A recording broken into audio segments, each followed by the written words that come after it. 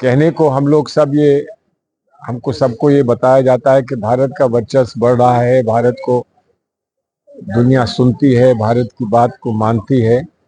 लेकिन दुनिया भर में इतना युद्ध फैला हुआ है चारों तरफ।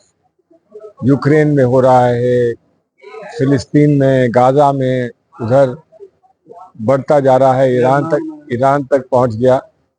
तो भारत इसमें कुछ क्या कर सकता है, भारत को क्या करना चाहिए, इस पे एक आम चर्चा की आवश्यकता है। अमेरिका में बहुत कुछ चर्चाएं हो रही थी। बता रहे हैं कि विश्वविद्यालयों में बहुत चर्चाएं हो रही थी, नौजवान निकल रहे थे, प्रदर्शन कर रहे थे, अपनी बात मनवाना चाहते थे, अपनी सरकार को समझाना चाहते थे।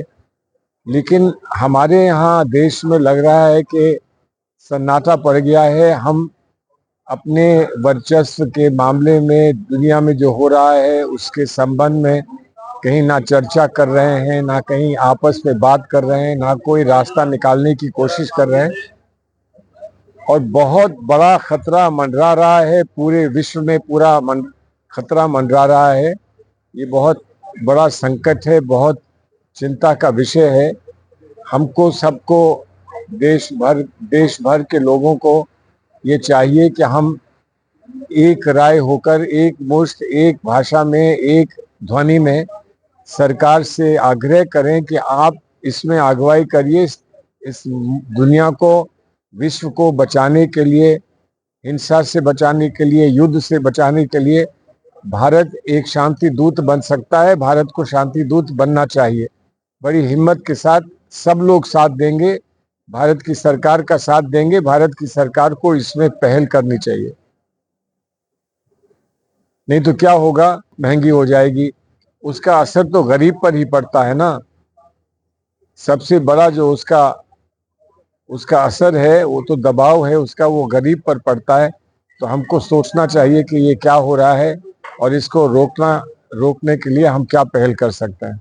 जब तक हरियाणा के चुनाव पर नहीं बोलूंगा, जब तक हमारी पार्टी की ओर से जो कुछ भी इलेक्शन कमीशन से कहा गया है उस पर स्पष्टीकरण ना आ जाए।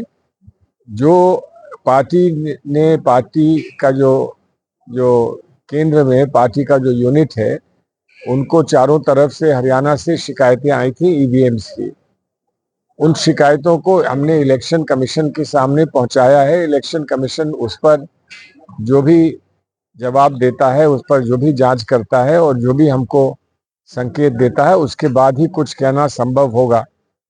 इतना इस समय कहा जा सकता है कि हम जो उम्मीद कर रहे थे, हमको जो भी वहां से संकेत मिल रहे थे हरियाणा से, वो कुछ और थे।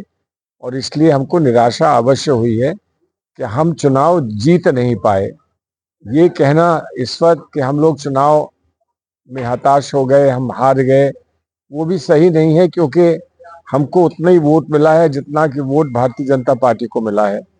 उनको 8-9 सीटें ज्यादा मिल गई, हमको 8-9 सीटें कम मिली हैं।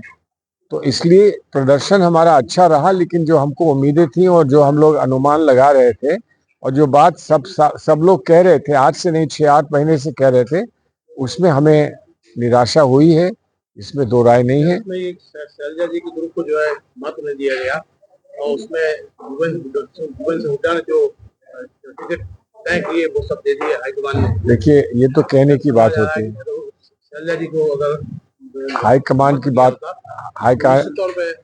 शैलजा मेरी दोस्त हैं, मेरे साथ रही हैं मंत्री, मेरी दोस्त हैं। मैं भी उस कमेटी में था, जहाँ टिकट बटे वहाँ कमेटी में था। तो किसी को दोष देना उचित नहीं होगा।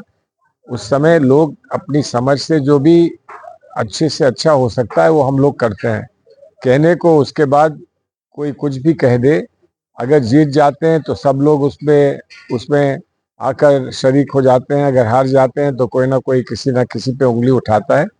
आज इस बात पर जब समीक्षा हमारी पार्टी करेगी तो ये बात स्पष्ट हो जाएगी। लेकिन आज तो पार्टी ने जो ईवीएम के संबंध में बहुत बहुत गंभीरता से इलेक्शन कमीशन के सामने रखा है, और वो आप जानते हैं क्या है कि जो ईवीएम्स निकले थे गिनती के लिए, उसमें जहां जहां से शिकायत आई है वो ये है कि जो ईवीएम का उपयोग हुआ, जो ईवीएम उसके बाद 3 दिन 4 दिन कमरों में बंद रख के रखी गई, उनको जब निकाला तो 99% बैटरी का चार्ज था, 99% बैटरी का चार्ज था।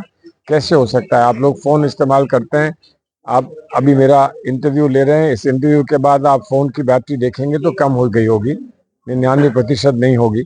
इस बात को हमने इलेक्शन कमीशन के सामने रखा है। अब इलेक्शन कमीशन उस पे हमको जो भी निर्णय अपना सुनाता है, जो भी स्पष्टीकरण देता है, उसके बाद कोई बात कही जाएगी।